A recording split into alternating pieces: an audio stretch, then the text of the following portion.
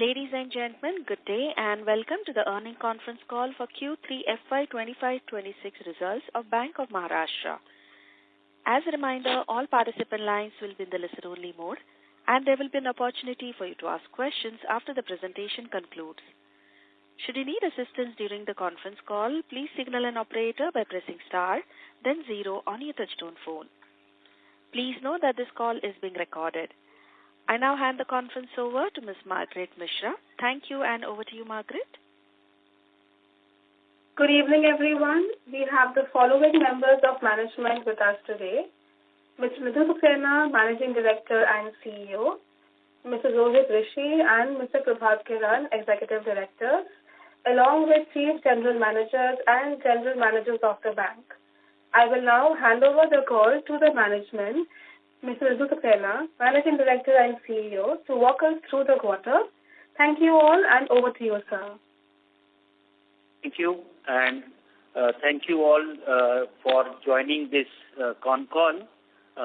We have finalized our results today, and I would say this has been yet another quarter where we have consistently and I would say for the last couple of years, one of the best quarters in terms of profitability. Also, numbers I will very quickly share.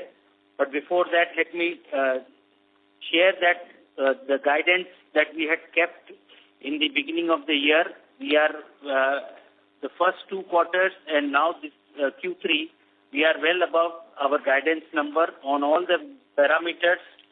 We have been achieving our guidance. I will quickly share. So total business against our guidance of 15%, growth year-on-year 17.24, and we reach 5,95,000 crores. Total deposits have increased by 15.3% against the guidance number of 14%. Advances has increased at 19%. Advances against the guidance, total guidance of 17% have increased by 20% year-on-year. Then CASA share has been maintained at above 50%. We are doing 50% this year also, this quarter also. Our RAM to corporate share, which was 60-40 plus minus 2, we have done 63-37 share. RAM growth against the guidance of 20%, we are exceeding that number also. Within the retail, the verticals that are growing in the bank, home loans have grown year-on-year at 28%, vehicle loans 54%, gold loans 56%. Retail overall has grown at 36% year-on-year. Our stress in the loan book is very well managed. We have improved on this metrics also. Overall stress number stands at 3.35%, within which SMA 1 plus 2 is 1.69%, which is an 18 bips improvement. In terms of above 5 crores, the stress stands at 0.19%. The gross NPA and the NPA, the numbers are also very well managed. Our gross NPA in terms of percentage has got reduced from 1.72 in the last quarter to 1.60 this quarter. The net NPA has improved from 0.18 in the last quarter to 0.15% this quarter, and we are well within our guidance, that is to maintain our gross NPA less than 2% and net NPA at less than 0.25%. The ROA, the ROE and NIM numbers against the guidance of 3.75, we have achieved 3.87. ROA guidance 1.75, we have achieved 1.86. ROE guidance to maintain ROE above 20%, we have actually achieved in this quarter 23.79%. Our cost to income is to be maintained below 40. Against that guidance, we have done 37.19%. Yield on advances stands at 8.95%. We have experienced also reduction in our costs, and cost of fund stands at 4.10%. Cost of deposit stands at 4.47%. Overall, the profitability has been good in this quarter. We have been able to clock our highest ever quarterly profit of 1,179 crores, and the 9 months net profit has exceeded 5,000 crores. It stands at 5,005 crores. We are maintaining a healthy CRAR against the guidance of keeping the number above 16%. We have a CRAR of 17.06%. CET1 is maintained at 13.10%. In this 9 months, we have also seen OFS issuance by the government, and we are today a MPS compliant bank with GOI holding standing at 73.6%. Ratings during the year, beyond one international rating from Fitch, we had approached S&P Global, and they assigned us BBB- stable in September 2025. Our long-term rating is AA+ stable from ICRA and CARE. Short-term rating is A1+ from CRISIL. Looking at this good profitability, we have also looked at considering payouts in terms of interim dividend. I'm happy to share that 10% interim dividend has been approved in our board today. I will take a pause, and I think we will take more questions from your side. The detailed presentation, I'm sure, is made available to you, and you would have gone through those, and we would like to take queries from you and respond to those. Thank you. Thank you very much. We will now begin the question and answer session. Anyone who wishes to ask a question may press star and 1 on their touchtone telephone. If you wish to remove yourself from the question queue, you may press star and 2. Participants are requested to use handsets while asking a question. Ladies and gentlemen, we will wait for a moment while the question queue assembles.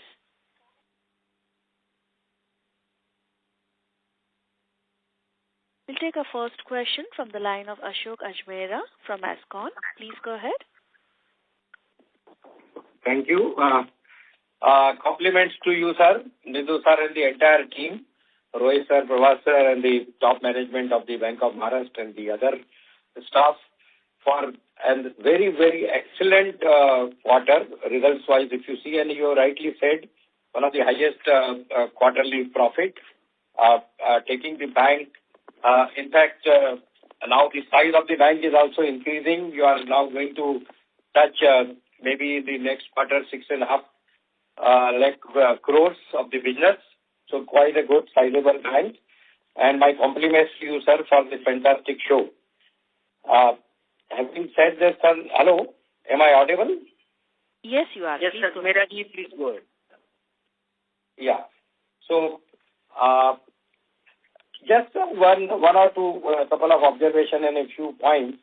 While in this quarter also we have grown, well on the credit front as well as the even deposit also. But overall, if you look at the 9 months growth in the deposits, it is only 4.73%. I don't take the whole year, but if 9 months, which means in the last quarter of this January-March quarter, we'll have to raise the deposit of almost about 29,000-30,000 crores to reach the target of that 14% of the deposit. So just like in the previous year you have achieved that, this year too, are you confident of achieving this gap or bridging this gap of about 9% for the whole year? So on the deposit front, and this has basically affected affected the CD ratio also, which has gone up very high at 85%, and CRAR also has come down to now 17.06%. So I just want to like to have your comments on this, that how are we placed and are we going to achieve the deposit target? This is my question one. So, Ajmera ji, the deposit guidance that we have kept is 14%, which will be maintained.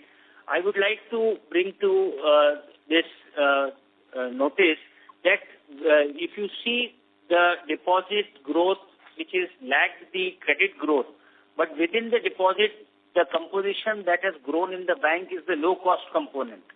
So CASA, even in the last quarter, if you ask me, 12% was the total deposit growth, within which CASA grew by 14%. In this quarter, the total deposit has grown by 15%, but within which CASA has grown by 16% year on year. Now, the focus is very, very clear to raise low-cost component of the deposit. Very consciously, this is our strategy for last couple of quarters to let high-cost bulk deposit leave our bank if we don't need that kind of funding, and we have tried to look at other alternative sources of raising resources. We have gone for almost 15,000 crores of refinance transactions when at appropriate time during the year, carving some of our portfolio, we have been able to raise resources at a blended rate of 6.5%, which have been quite beneficial, and this is coming with no overhang for CRR and SLR requirements. So it was a conscious strategy on our part. In fact, last in this quarter, we have seen the bulk deposits for the first time. We have degrown year on year by 7% in the last quarter. And this is overall the DRI component also from total deposits, bulk, the DRI which was as high as 13, we have slowly and gradually let it come down, and it stood at 5.08. So it was a conscious strategy, and that is also impact on the CD ratio going up. What we feel that it is not the bulk high cost is a function of rate of interest that we will decide, and we can easily get that business to enter our system. But we are more conscious on the profitability aspect of that, and at the right moment, we will keep looking at raising more of the low-cost deposits, and the priority will also be towards retail deposits, which are more stable, don't experience volatility. There we keep offering some special schemes, offering some special rates to get that kind of a deposit in our bank. So this is how we are managing. CD ratio is also an outcome of that, but at the appropriate time, we will be taking calls during this quarter, and a lot of things do happen in the Q4. We are all aware. That's how the industry experiences, and I will have no element of doubt that 14% that objective is in mind will not be achieved. Yes, sir. Point well taken, sir. In fact, you are known for your CASA, which is, of course, a low-cost deposit, and it is maintained still in these difficult times also at almost about at 50%, though it has gone down a little bit from March of 53% to 50%, but this is commendable even to maintain this also. Sir, having said this, sir, now coming to this, our overall profitability, the overall profitability of the bank as such is very good. But if you look at the treasury side, I think in this quarter, we have suffered the profit on the investment, I mean, a loss of about 180 crore as compared to the profit of 99 crore in the last quarter. And even if you look at the segment-wise treasury profit also, that has also gone down to 106 crore against 433 crores in the last quarter. So there is definitely some pressure on this. So going forward, for the remaining one quarter of this financial year, how do we see ourselves going and making at least the offsetting this, some of the treasury losses which have taken place, or rather coming into the profit, which adds to the overall profit of the banks and make it more profitable? So, if you before I start looking at this, let me just give you one more number. CASA percentage has actually improved in this quarter by 26 bps year on year. So that again is a substantial improvement. In terms of treasury income and the number that is you are seeing, there is a one-off 290 crores of Maharashtra Gramin Bank and Vidarbha Konkan Gramin Bank amalgamation, which has resulted in this 290 crores of one-time hit. And if you exclude that, treasury also will be seen quarterly profit of around 115 crores. 112 crores. Yeah. Oh, that's good, sir. So it means in the next quarter, this 290, if you remove and add to the whatever the treasury profit is there, then that will be added further to the bank's overall profit, and it will be accordingly can be seen and analyzed. The bank's performance coming. Sir, coming to the if you look at the little bit of the composition in the segment-wise, results which are being always furnished along with as per the requirement of Reserve Bank of India. So here, if you look at the profitability segment-wise, then in the retail book, our profit has gone up to 1,050 crores as against 673 crores in the last quarter, almost about 400 crore. Wholesale book is also a little bit better from 680 to 802. So is there any recomposition? Is there any maybe the gold loan or agri loan reclassification between retail and wholesale book or what is the reason for such segment-wise such a high jump in the retail profitability, sir? So if you look at the portfolio and the growth, the main the elements in the retail segments, the individual in the retail advances, agriculture, MSME advances. If I talk of retail, home loans are experiencing a year-on-year growth of 28%. Vehicle as a portfolio where we have focused on big ticket business with our existing clients has grown at 54%. Gold loan itself is growing at 56%. And we have also entered into co-lending partnerships. Almost 9 have been signed up to this time, and where both majorly in the segment of gold, then housing and MSME. We are also signed up with co-lending arrangements, and that is also a sizable book that has been built up, and where we have got good pricing for the business that has entered the bank. So this is how, but let me tell you, wherever we are growing simultaneously our corporate book also, with the corporate growth of year-on-year 19%, I think it's a very healthy, where the industry may be a single-digit growth, and we are expanding into areas where new opportunities are visible, new profitable opportunities are visible. We have done a lot of green financing, renewable energy projects. We have done data centers and the like, EV segment. So a lot of this kind of funding has been done in the bank, and portfolio has gone up.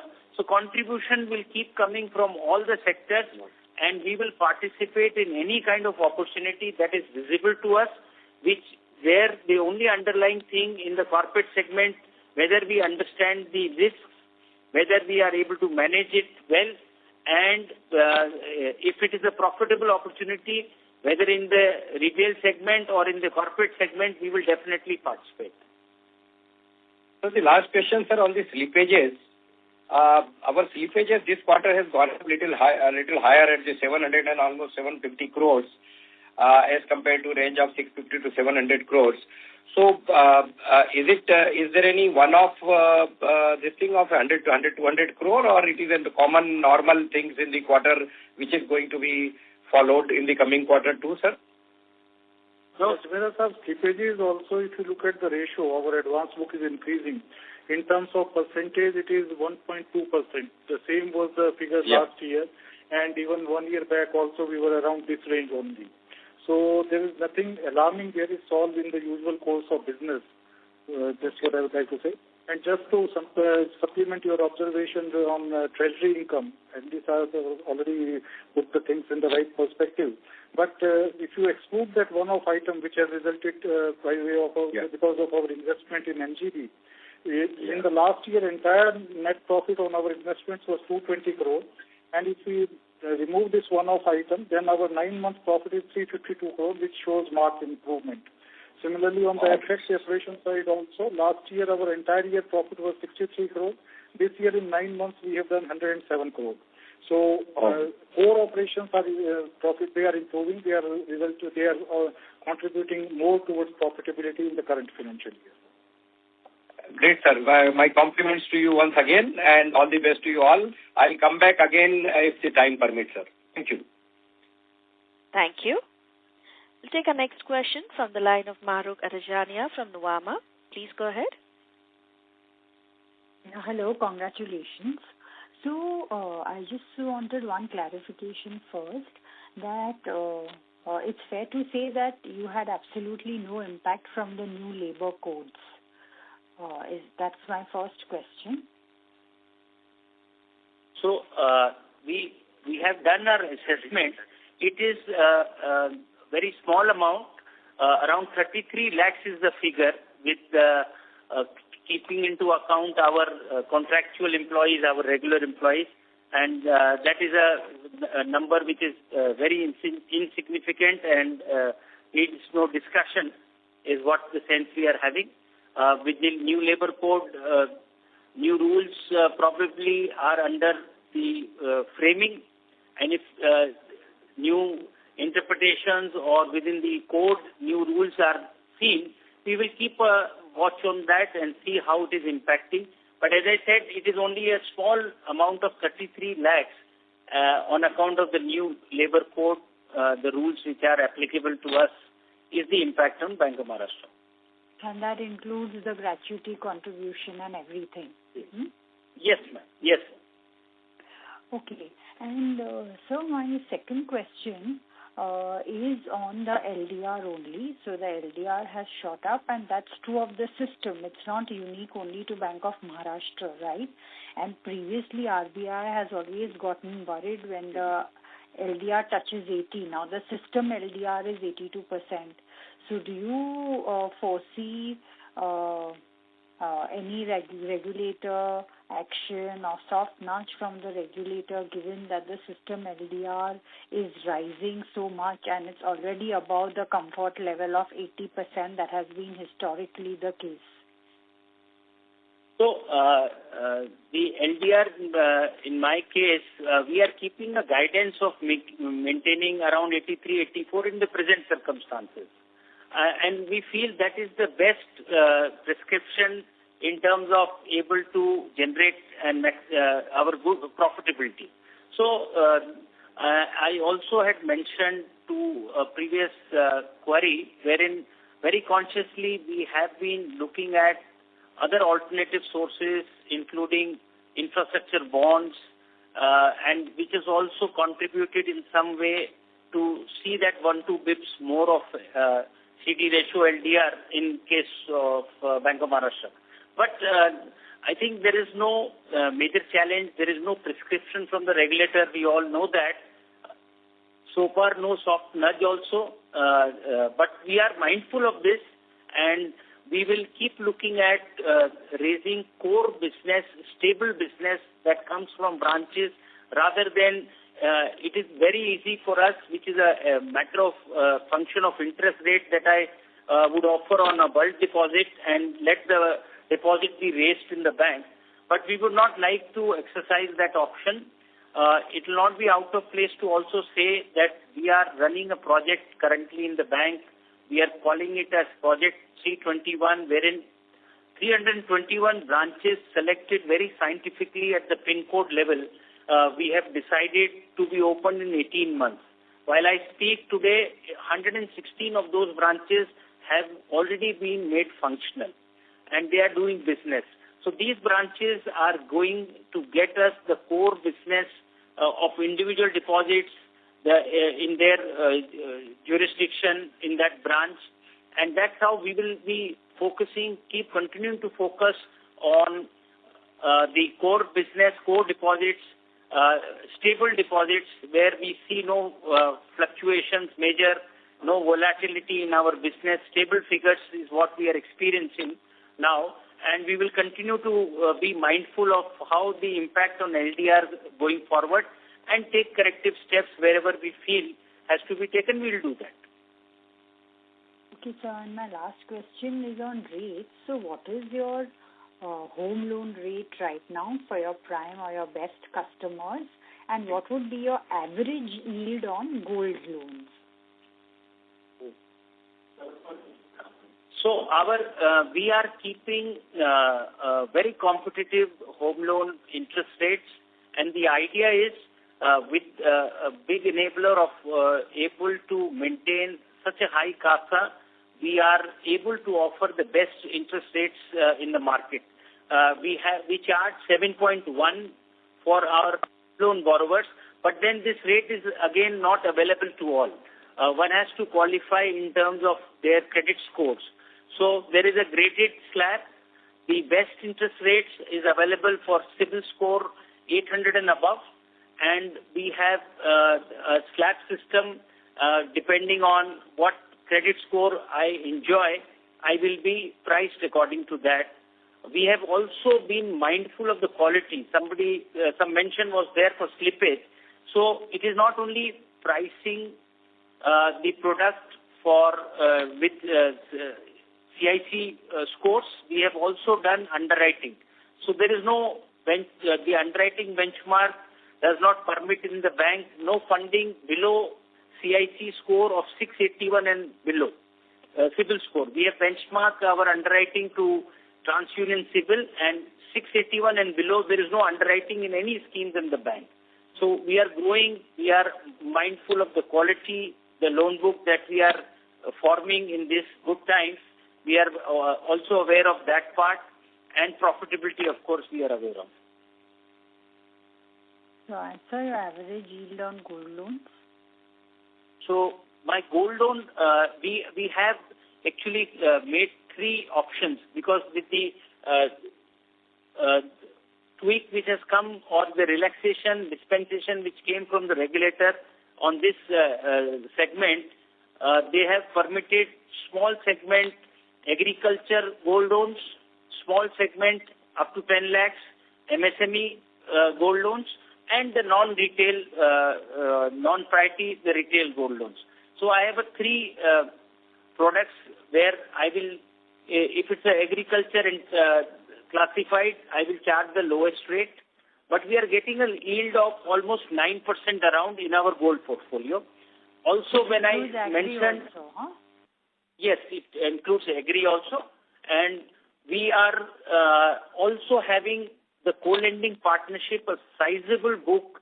Today, I think we are the leading bank in the industry, having NBFC co-lending tie-ups, and more than one NBFCs we are doing that arrangement with, where using seamless digital API and reverse API integration, we are doing that business, and we have almost now 5,500 crores of business in that segment, where I am getting a good pricing.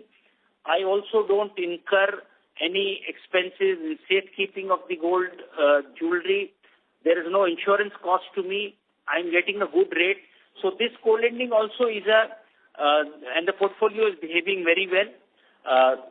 We intend to further increase this co-lending partnerships with some good rated gold NBFCs who will be willing to join hands with us. And what is the co-lending rate? Rate on co-lending portfolio? So that is subject to our discussion, negotiation, but system knows that the private gold loan NBFCs charge a very high rate. We are not into that game. We are mindful of the quality also, although it's a self-liquidating asset, but there is a ceiling in our co-lending arrangement beyond which we will not permit underwriting. So there is a strict business rule engine through which this entire underwriting will flow. So whatever gold NBFC branches throughout the country will do business, the portfolio is shared to the bank. We do our we will do our LTV checks digitally. We will do the screening, and then purity check is done, and we will underwrite this portfolio the very next day. So the technology that supports this co-lending arrangement is working seamlessly. There is a reconciliation on a daily basis that is happening. And as I said, lot of issues in doing gold loan business that we encounter when we do it in our branches versus in this co-lending arrangement, the front ending is done by the NBFC. I'm saving a lot of cost on those fronts also. So, but rates are negotiated one-on-one. Not like to disclose those. Okay. Okay, sir. Thank you so much. Thank you. Thank you. Ladies and gentlemen, in order to ensure management is able to answer queries from all participants, kindly restrict your questions to 2 at a time. You may join back the queue for follow-up questions. We'll take our next question from the line of Rohit Priyadarshi from Mittal Analytics. Please go ahead. Yeah, hi. Thank you for the opportunity. I hope I am audible. Yes, please go ahead. Yes. Yeah. So congratulations on good set of numbers to the management. And sir, my question is on the yield front. If you look at our yield on advances, it has been reducing from 9.27% last December to 8.92% this December. So could you please explain the key reasons behind this decline? Is it mainly due to the loan mix change or, reducing lending rates or anything else? And what will be our yield guidance for the coming quarters? So, the yield on advances is standing at 8.95%, but you would have seen that there has been 125 bips rate cut from the regulator, and we have, like everybody, every bank has mandated to pass on the rate cut without any time lag. We have to mandatorily pass this rate cut benefit to our portfolio, which is linked to the repo rate. So around 40%, 42% of portfolio is linked to the repo, which gets this benefit passed on immediately. But the deposit pricing, which is always coming with a lag, and with this rate cut happening, the overall yield will see an impact. But we have been very mindful when this rate cut cycle was in the offing, aware of that. Almost 30 to 35 bips of MCLR raise we had done in a 10 to 12 months period before this rate cut began in Feb 2025. And we have seen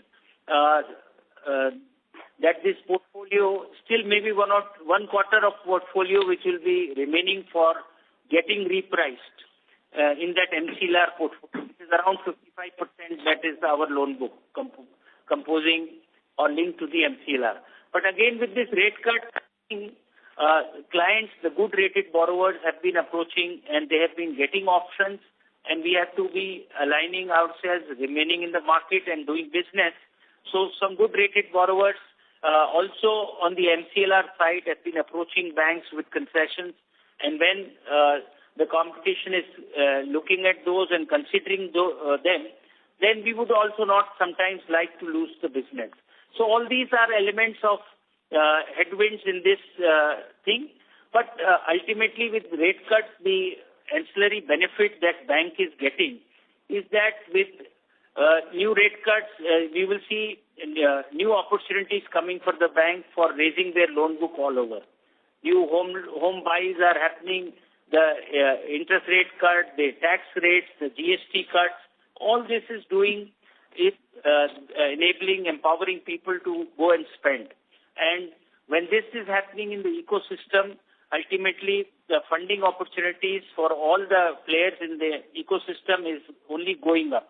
So that's how we are also going to get benefit out of that.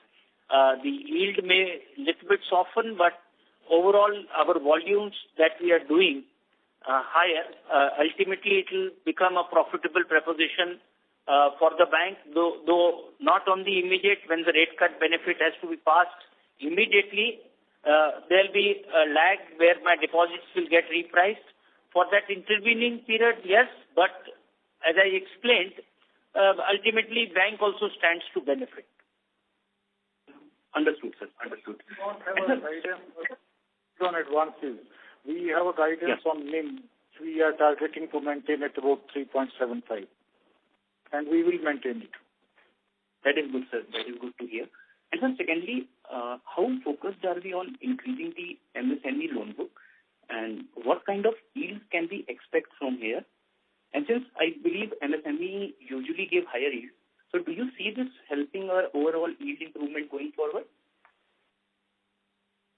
So, as I said, we are into wherever we see profitable opportunities and where we are comfortable to build our exposures on. So, be it MSME also, we are looking at this segment also very seriously. What we have done is low-ticket MSMEs, the journeys have been created in using technology, and the end-to-end process is digitalized, where we don't wish to have too much of engagement in our branch for availing or disbursing these MSME small ticket size loans. So we rely more on digital journeys, where we will set our own business rules, and the underwriting quality will also be managed well. MSME, we will keep trying to grow. There is we have been growing high double digit, I would say, in 15, 16. Lately, in the last quarter, you would have seen our MSME and agri book has shown a single-digit growth. I have also shared about this rebalancing strategy that we were undergoing, and very consciously, we are rebalancing some portfolio in these two segments and using these good times where the growth is happening in high double digit. I want to onboard some business which is, I should say, a high quality business, and replace some businesses with those. So this is a rebalancing that was happening. Now we have improved drastically. When we look at September growth in agri MSME year on year versus December growth, you will see marked improvement has come in. And very consciously, we have been underwriting big ticket agri and MSME advances and onboarding them. When these set of clients are coming, focus has moved from production-linked finance to investment credit in the agri segment, and that's how we have done a lot of rice mill, dal mill. We have done warehouses, cold storages, and where we have seen that while the portfolio has grown, we have got some ancillary business also. We have got a lot of primary and collateral securities. So we have grown the portfolio in a very secured manner.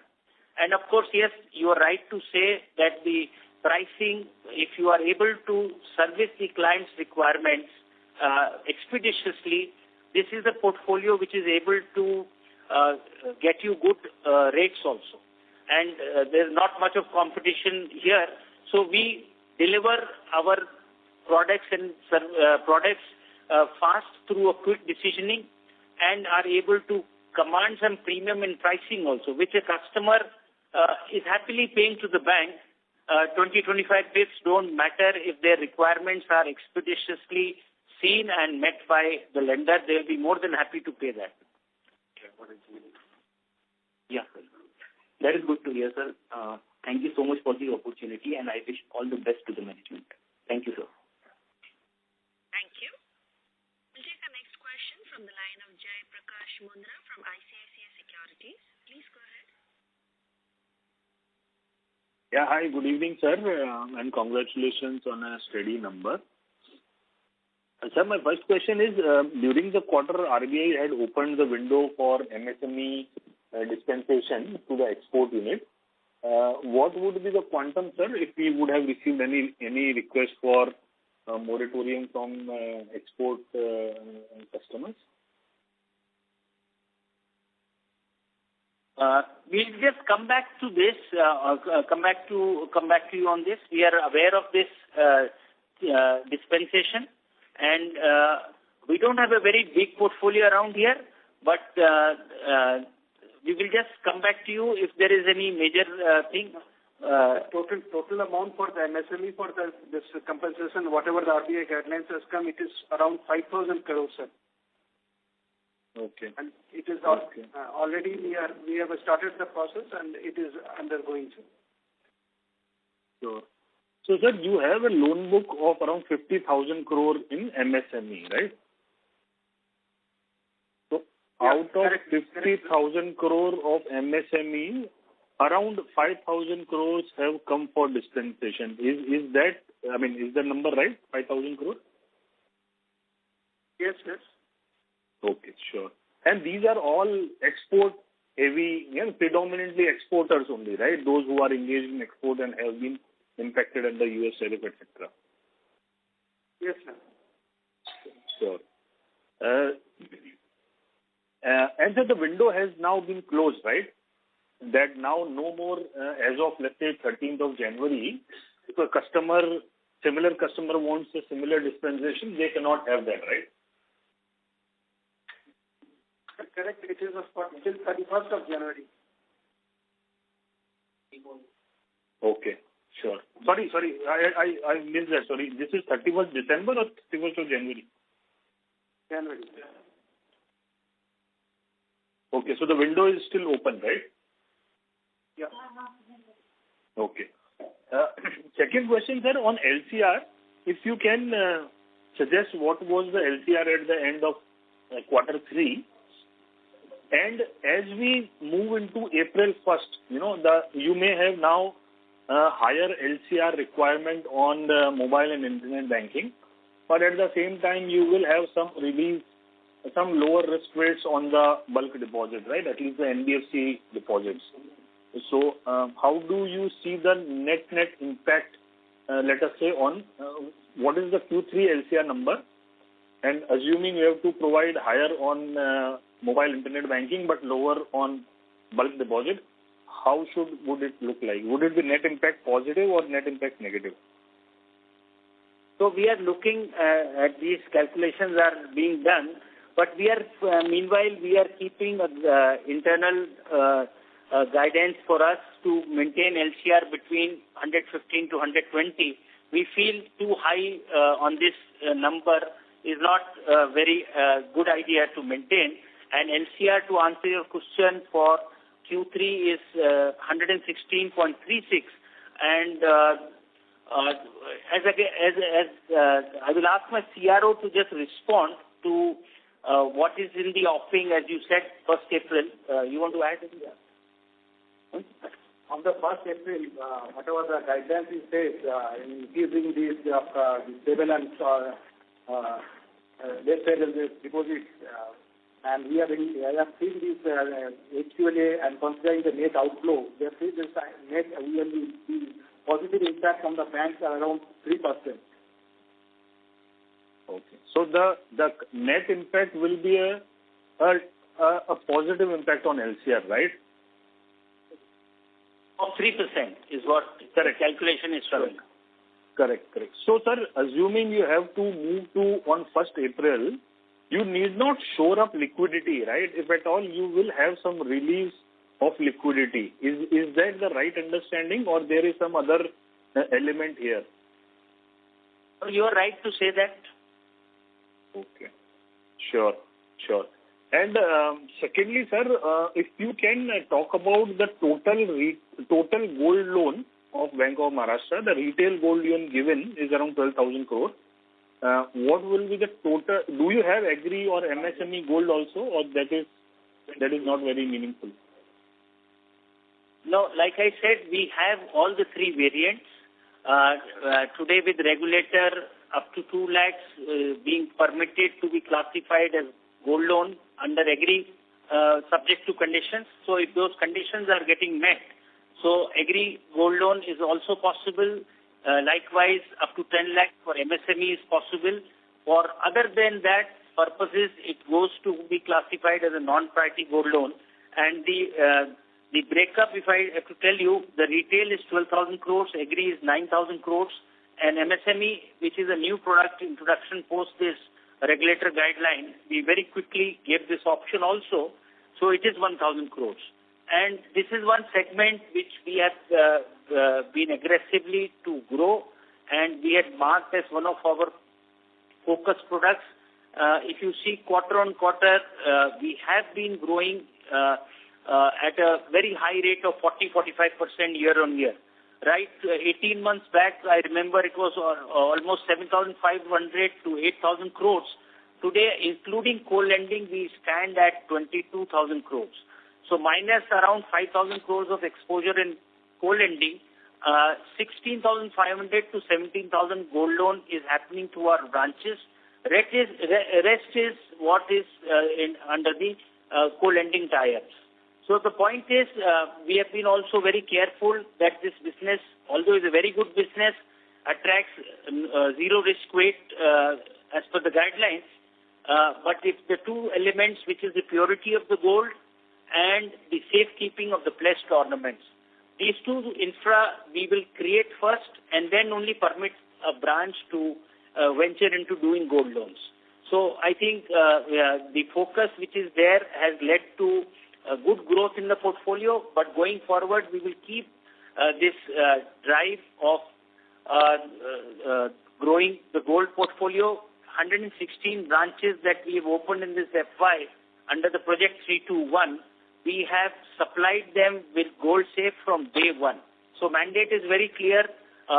They would also be looking at doing gold loans as per the potential that is available.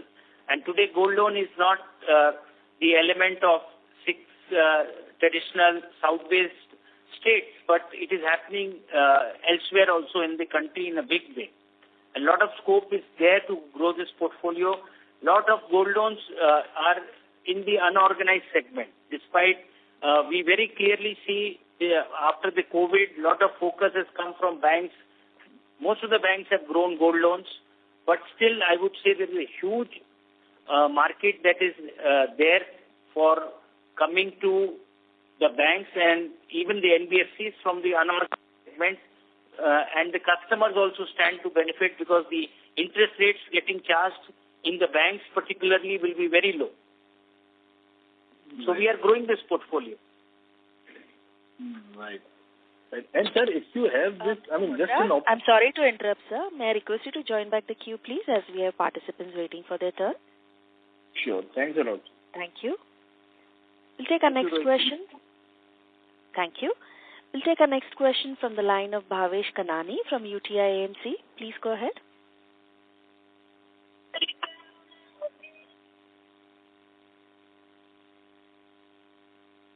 The current participant line is disconnected. We'll move on to the next question from the line of Akshay Badlani from HDFC Securities. Please go ahead. Yeah, hi. Thank you for taking my question. So my question is around the margins. So yields, what we can see is it has dropped by, over 25 bips this quarter. And before that, there was 100 bips rate cut, but the yields did not drop as much. So, and also the rate cut happened slightly at the end of the quarter. So wanted to understand that why did we see as much, drop in the yield on advances? And secondly, on cost of fund side, there also we have seen, 22 bips reduction. So is that largely term deposit repricing, or have we done some repricing on the savings accounts as well? Thank you. So I'll take your second question first. So yes, we keep reviewing the interest rates being offered across spectrum of products, including the saving deposits. We also, when we look at this business, we see very clearly there are two components. One is the institutional business with the institutional CASA and the retail core CASA that is happening through our branches. I have been mentioning about this vertical that was set up with the idea to reach out very systematic manner to the institutional clients, which our understanding is they have a different set of requirements. They need to be understood. Their requirements needs to be understood. And we go ahead and do a lot of value additions when we look at institutional CASA relationship coming into the bank, where we try to give them some technology-based solutions which will take care of their transactional needs, saving needs, investment needs, or payments and collection needs.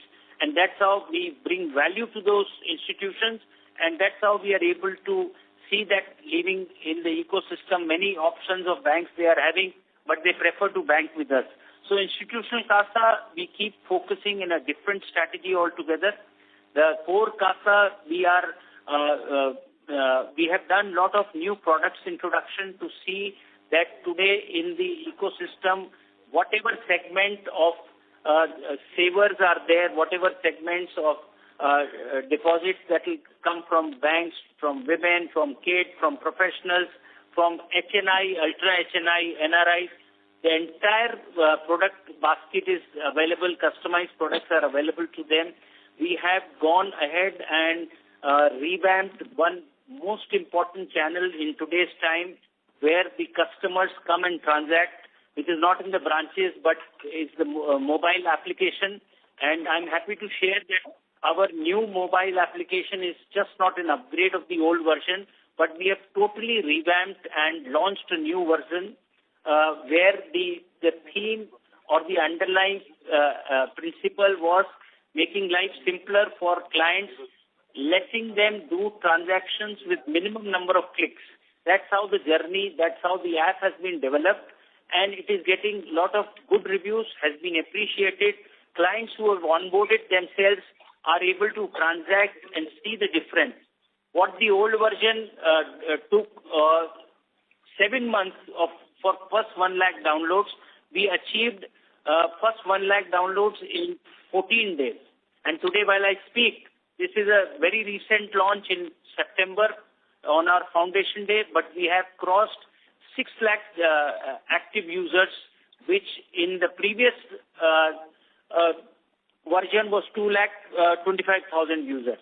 So that's how we are bringing change in core CASA, giving right product choices, ease of customers for doing their business. Once they are onboarded, they are able to transact seamlessly with us, and that's how we are seeing slowly, steadily, acquisition is coming from that element also. Core CASA, stable individual deposits and the institutional. Your other question was? On the yield aspect. So yield on advances, you rightly have said, but see, the earlier time, it was not the full quarter impact which was there we had seen, and we have also passed on our rates. I did mention in my last response to a query wherein our good rated borrowers also are demanding, I would not like to lose a borrower, and we try to, whenever rate cut request is coming, we try to compensate that the overall profitability from that client should not have gone down. So we always seek, while we give them good rates so that they continue to bank with us, but we try to replace the loss in the concession that we have offered through getting some ancillary business. So overall, the income may not be seen in the advances book, but we will get some ancillary business, whether it's payroll accounts, whether seeking their payment and collection business and trying to get some income through those heads. Getting some of deposits of theirs to sit with us. That's how we try to keep compensating that the relationship continues. Our profitability with that client also should not go down. So, but then we are operating in this market. We may see another rate cut is being discussed, but we keep a close tab. We are mindful of those things, and we keep doing business. And if you see the bottom line, ultimately we have maintained, and we have not seen that any of my NIM, ROA, ROE has seen a contraction. This is the quarter where I had mentioned last time that probably we will not see any further contraction in NIM. And we have actually increased NIM by 2 bips only, but we have increased. At least no contraction. And there is a 25 bips rate cut is what we have come. But then again, the next quarter I will get the full quarter effect of this rate cut. And we may even going forward see further rate cuts. But we will keep operating and keep maintaining the bottom lines and the profitability metrics. We will keep achieving those as per our guidance and try to surpass our guidance every quarter. Sure. Thank you. Thank you for answering questions. Thank you. Ladies and gentlemen, in order to ensure management is able to answer queries from all participants, kindly restrict your questions to 2 at a time. We'll take our next question from the line of Ashlesh Sonje from Kotak Securities. Please go ahead. Hi team, good evening. Few questions from my side. Firstly, can you share what is the proportion of your term deposits which are yet to be fully repriced at the lower rate? That is one. Secondly, you mentioned that the home loan disbursements which happen at the 7.1% rate are a very small proportion. Can you share that proportion with us, please? And lastly, in your exchange disclosure, you have shared that roughly you bought loans worth roughly 5,000 crores in this quarter and about 12,000 crores during the 9 months. Can you share what type of loans these are and who are they acquired from? Thank you. So, first is deposit getting repriced. So when this rate cut cycle has begun and very closely we have been seeing and monitoring this development. So our typical maturity profile against the industry standard of 12 to 15 months, our maturity profile at that point of time was 8 to 10 months. And we have seen most of the deposits by that time has got repriced. But then again, there is a fresh rate cut announced, and we will see that this is a cycle which will keep happening. And we are also seeing that we don't wish we should keep offering when the other banks who are not able to or not able to garner deposits and they are facing challenge, they are also offering to very high rates to depositors. And I would not like my retail depositors at least to leave the bank. They are the stable core deposits. So we keep offering good rates to them, and meanwhile not focusing on the high cost bulk, but continue to give these kind of rates to them. So these are the, I think, continuous dynamic challenges that you will keep seeing when this kind of rate cuts will be happening. What is the next question, please? The proportion of disbursements which are at 7.1%. Yes, sir. So 23%. When we introduced this metric, we strengthened our underwriting of benchmark standard in home loans and all retail segment loans by saying that there will be no sanctions below 681. So the pricing also was tweaked according to that. So I can share with you when the 12 months have passed, the 800 and above CIBIL score, which is entitled to get that 7.1 rate, 23% of sanctions in that 12 months happened in that bucket. And 57% of sanctions happened between 750 and 800 bucket. So if you put together 23 plus 57, 80% sanctions were happening in that bucket. So while I am giving very fine rates, I am also trying to get some ancillary business, because the mandate given to our field functionaries, when they sell one home loan, they will be trying to sell minimum 4 products on the day one. So they will try to offer a co-branded credit card that we have now in our kitty. They will try to do group credit life, explaining the benefits of that scheme. And if they are not able to get the operative account from where the salary or the business where the servicing of EMI will happen, they will request the borrower with minimum 3 EMIs as deposits with the bank. So we do home loan with these 3-4 things together. So that's how.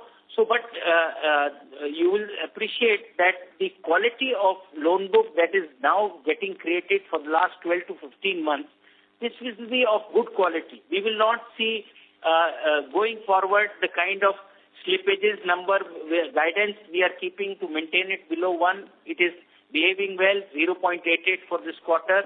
Annualized is 1.2, which is the trend we are seeing last quarter also and couple of quarters behind us. And we would like to see that this ultimately will go down further. Any question I missed yours, sir? So loan purchases of roughly 5,000 crores which you did. Sir, yes, sir. So the pool transactions that we are doing, at some point of time, we keep analyzing our portfolio that is built, and when we reach to a realization that some rebalancing is required, we will do that. So we had also marked that where we will try and reduce our over-dependence on pool transactions. While saying this, we are not averse to doing pool at the right moment as per need of the bank. If for some PSL classifications I require a portfolio, we will do that. We will also do pool buyouts when we are getting a good pricing or we have other ancillary benefits with that. But my core branches business must happen first. Then we will see what pool we will do or not do. So the mandate given to the field functionaries, my 50 zonal offices and now 2,700 branches, is to stop looking at what the bulk business or pool business you will do. That's the central office call. They will see that the KRA of the zonal manager is the core business that is happening in their set of 60-65 branches, whether it is happening or not. Their KRA is very clearly defined in those terms.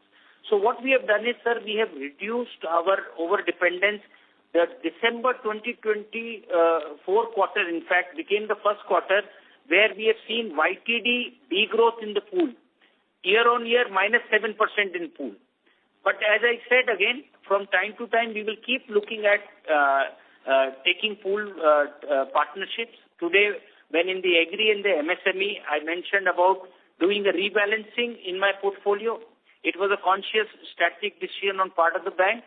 And to see that the portfolio is there, we have taken some pool transactions in the last 1-2 quarters. We will again shift back to my branches doing the core stable business. And from time to time, it is purely a central office call.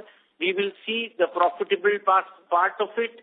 We will see the PSL requirements part of it. And we will keep doing pool transactions going ahead also. Got it, sir. Thank you. So just one clarification on the first question. Fair to assume that the term deposit book is largely repriced now and no more repricing should be expected? So some more, if 18 to 20% is likely to be repriced during this quarter, is what is coming up.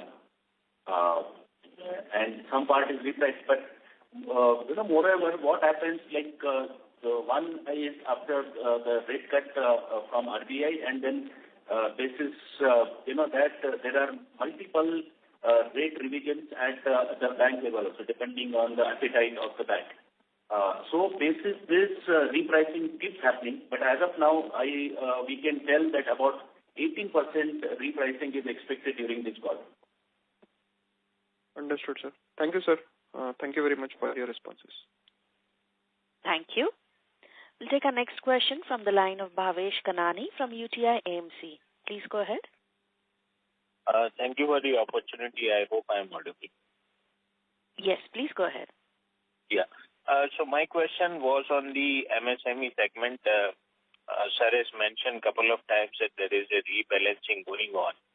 So it would be helpful if you can help us understand the nature of rebalancing, the purpose behind that, especially in the context that within MSME, the medium entities book seems to be degrowing dramatically.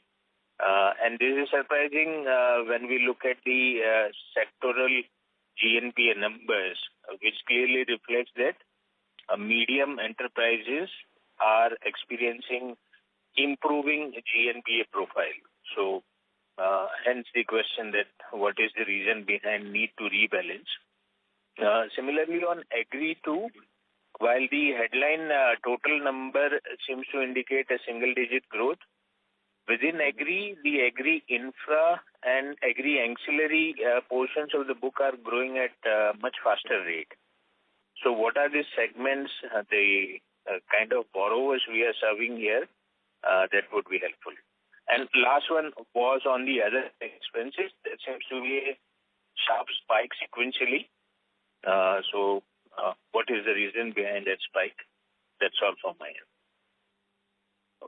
So, thank you for the question. So, MSME, there has been some reasoning behind the change in the regulator guidelines. So, with the MSME limits getting enhanced, you would have seen some portfolio which is MSME ships.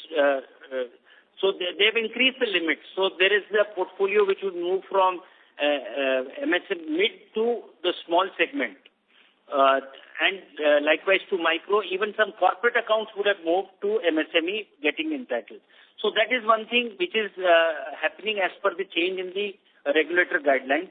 What we have been also looking at rebalancing the trades book that I am having. This is a function of not underwriting. There is no underwriting involved. It is a function of pricing. I can easily grow the trades bill discounting portfolio by offering very cheap rates, which normally is getting provided to the MSME suppliers when they get their bill discounting done on the trades platforms. So we want to see that the final purchasers from those MSMEs, are they our existing clients or not? So we decided that we will gradually move from, if there is a trade discounting facility available and we are not part of the consortium or we are not lenders to that entity, we would like to move into their consortium. We would like to move, even if they are into multiple arrangement or sole, we would like to take their exposure in their normal credit also, whether a term loan, working capital, so that we can have more visibility on how that entity is performing, not just leaving it to doing trades business all by ourselves. We should have trades along with other business also. So that is one. Second, we wanted to centralize and improve our underwriting in the MSME segment also. Two things we did, CMR 1 to 3 up to CMR 10. This is what Siegel TransUnion is assigning ranks to MSMEs from 10 lakhs to 50 crores. And we decided that CMR 1 to 5, below which no underwriting will happen in the MSME segment. So this was decision number 2. So we've been pursuing that. MSME trades bill discounting has been centralized from now zones, 50 zones are not permitted. We want to centralize the portfolio, do seamless. There are 2 more discounting platforms which have been approved by RBI. We have signed with them also. They have also been onboarded.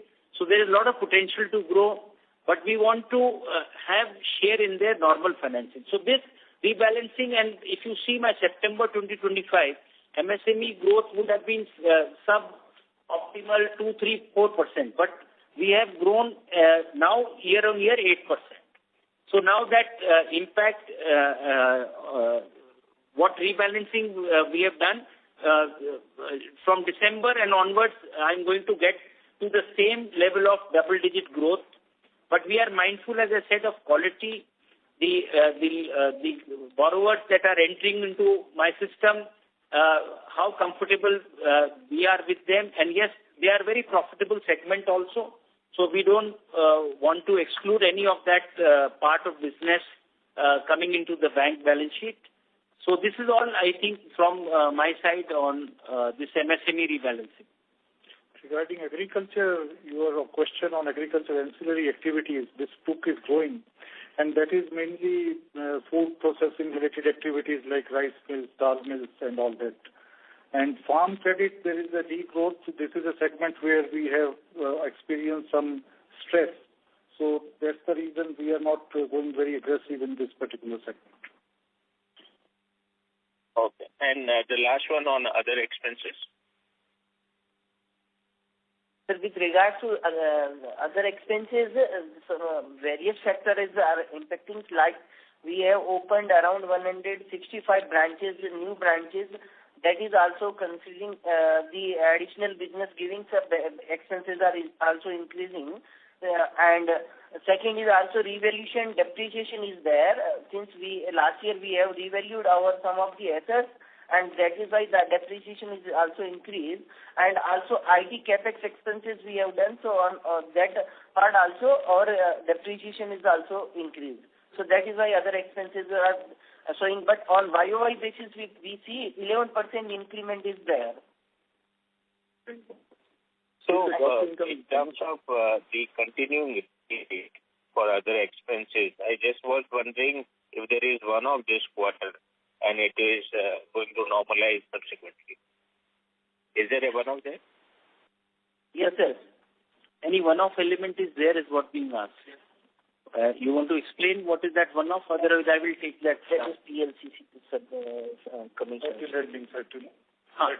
So, okay. So, some PLC certificates in this rebalancing is what the team is saying. I think 20 crores? 63 crores. So that is one of transaction that has happened in this quarter. But now we have come out of that. In terms of new branch opening, what is our experience? Because we are doing this, almost 500 branches have been opened in the last 3 to 4 years. And in this year, 116 in this FY. And we are going forward with our plan to open complete 321.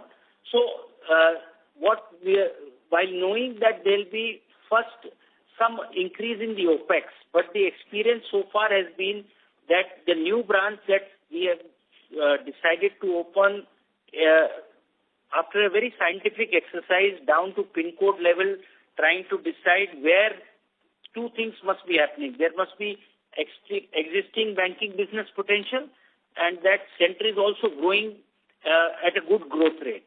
If these two conditions qualify, we decide to open a branch there. For a branch in one center, we have even gone to see which is the pin code within that center where we should open. Typically, you would see a branch that a city is growing in one side. So we will not want to open our branch in a side where nothing is happening.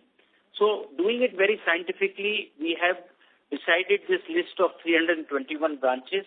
And what our experience is, when we are opening branches in potential growth centers of the country, we will see that they will break even also very fast.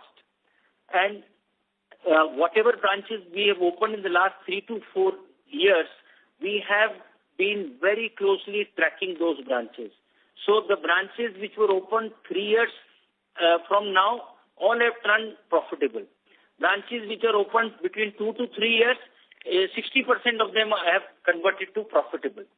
So incrementally what is happening, while I do incur some OPEX in the immediate, but incrementally what the new branch that is opened is giving me revenues and profit, it is more than offsetting the cost. So we are not at all bothered about increasing our expenses on account of new branch opening. It is only this one-off item which is there in this quarter, which will of course not be seen in the next quarter. And very critical, the other metric, if you look at cost to income, knowing that I've been doing 37-38% cost to income for a couple of quarters, but since we are opening branches, we were mindful that some OPEX will go up. So my guidance has been maintained beginning of the year to maintain it below 40. But if you see cost to income, today also it is 37.19%. So cost to income is also, which is almost, I should say, best in the industry. Even private banks don't have that metric. Certainly, sir. Thank you for all the responses and wishing you all the best. Thank you. Ladies and gentlemen, we'll take that as the last question for today. I now hand the conference over to Mr. Nidhu Saxena, Managing Director and CEO, Bank of Maharashtra, for closing comments. Over to you, sir. So, I think not only this quarter has been good, but the other element, which is the consistency in the result, getting delivered, is also something, element of comfort to the management, and I'm sure investors as a community must be looking at that. And also going forward, the kind of branch expansion that we have been doing in potential centers of the country, I think this kind of high double-digit growth for the next 3 to 4 years, very clear visibility is there, is going to be maintained in the system. We will be keep growing because these branches 321 doesn't end. We have a board approval to open 1,000 branches in the next 5 years. We are doing it in 2 phases. The first phase we have taken up for 3 years, and we took help of an external expert to help us use a lot of scientific data points and tell us which is the center, and they have done a lot of work around the CIC data that is available, RBI data using their own algorithms, and they have come and told us very scientifically that in the center at this pin code is where the bank should have its next presence. So I think this new branch expansion which is happening is going to sustain this fast growth rate also, and we will remain mindful of the profitability part of the business. It is not mindlessly growing the top line, but any corresponding growth in the top line, how it is impacting our bottom line, we will remain mindful on that and see that not only growth metrics, but our asset quality, profitability metrics, our capital adequacy numbers, all are getting consistently delivered. Thank you. Thank you, sir. On behalf of Bank of Maharashtra, we conclude this conference. Thank you for joining us, and you may now disconnect your lines. If you found this video helpful, please like, share and subscribe to Concall India for latest upcoming Concall.